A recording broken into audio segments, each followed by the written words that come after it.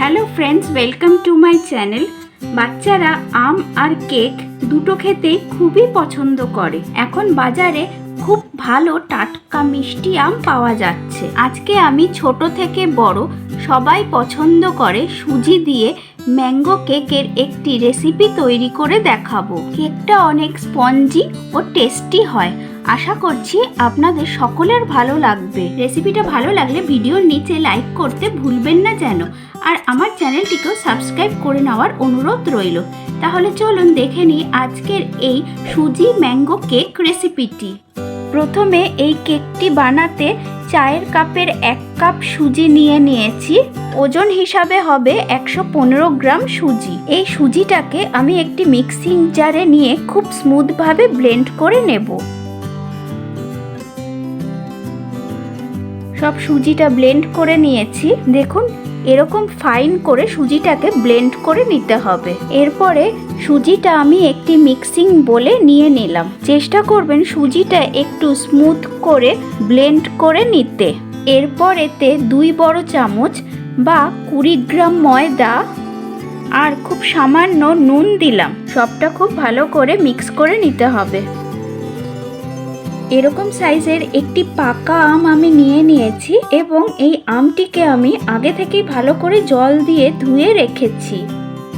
এরপরে এই আমটার খোসা ছাড়িয়ে এরকম ছোট ছোট টুকরো করে কেটে নিয়েছি। দেখুন, আমের পিসগুলো এরকম ছোট ছোট করে কেটে নিতে হবে। এর থেকে 25 গ্রামের মতো আমের টুকরো আমি সরিয়ে রাখলাম, পরে ইউজ করব। বাকি আমের টুকরোগুলো আমি একটি মিক্সিং জারে দিয়ে দিলাম। এবার পেস্ট করে নেব। আমের পাল্পের পেস্টটা থেকে আমি 1/4 কাপ বা 50 গ্রাম ব্যবহার করব।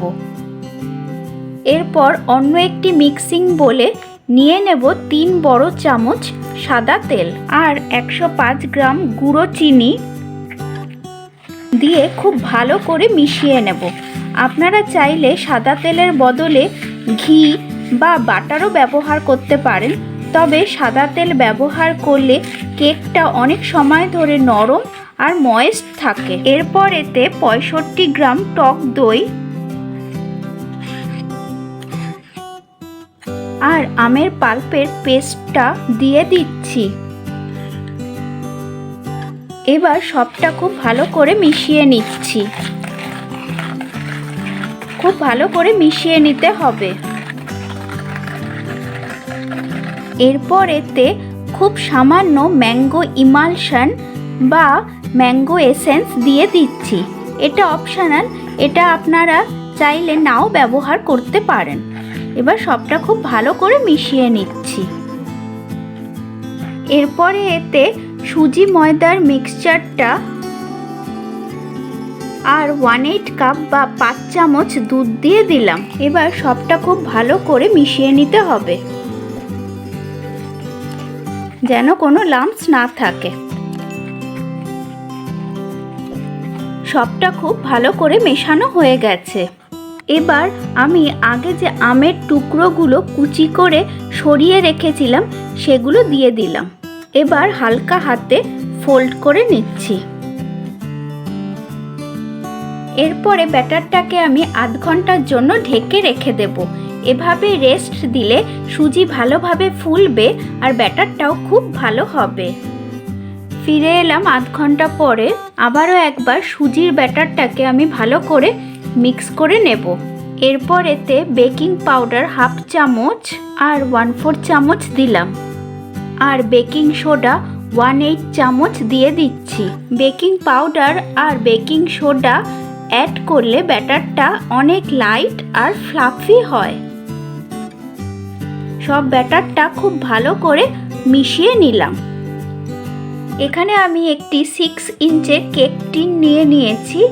এটাকে ভালো করে অয়েল দিয়ে গ্রিস করে তারপরে ময়দা ডাস্ট করে নিয়েছি। এরপরে ব্যাটারটা আমি কেক টিনে ঢেলে দিলাম।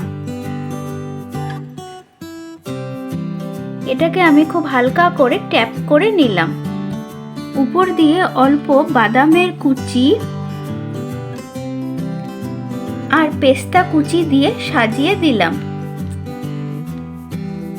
এরপরে এই কেকটাকে 180 ডিগ্রি সেন্টিগ্রেডেড প্রিহিটেড ওভেনে 180 ডিগ্রি সেন্টিগ্রেড কনভেকশন মোডে 40 থেকে 45 মিনিটের জন্য বেক করে নেব। তারপরে আপনাদের দেখাচ্ছি। ফিরে এলাম 40 মিনিট পরে। এবার আমি একটি টুথপিক দিয়ে চেক করে দেখব। দেখুন টুথপিকটা ক্লিয়ার আছে, তার মানে কেকটা খুব ভালো করে বেক হয়ে গেছে। এরপরে কেকটাকে আমি সম্পূর্ণভাবে ঠান্ডা করে তারপরে ডিমোল্ড করব। কেকটা আমি ডিমোল্ড করে আপনাদের কেটে দেখাচ্ছি। দেখুন কেকটা কত স্পঞ্জি হয়েছে। রেসিপিটা যদি আপনাদের ভালো লাগে তাহলে লাইক আর শেয়ার করবেন, আর আমার চ্যানেলটিকে সাবস্ক্রাইব করে নেওয়ার অনুরোধ রইল। পাশে থাকা বেল আইকনটাও প্রেস করে নেবেন, যাতে আমি যখন এরকম আরও নিত্য নতুন ভিডিও দিতে থাকবো তার নোটিফিকেশান আপনাদের কাছে খুব সহজেই পৌঁছে যাবে। আর বাড়িতে বানালে আমাকে কমেন্ট বক্সে অবশ্যই জানাবেন। তাহলে আসি আজকে, টাটা।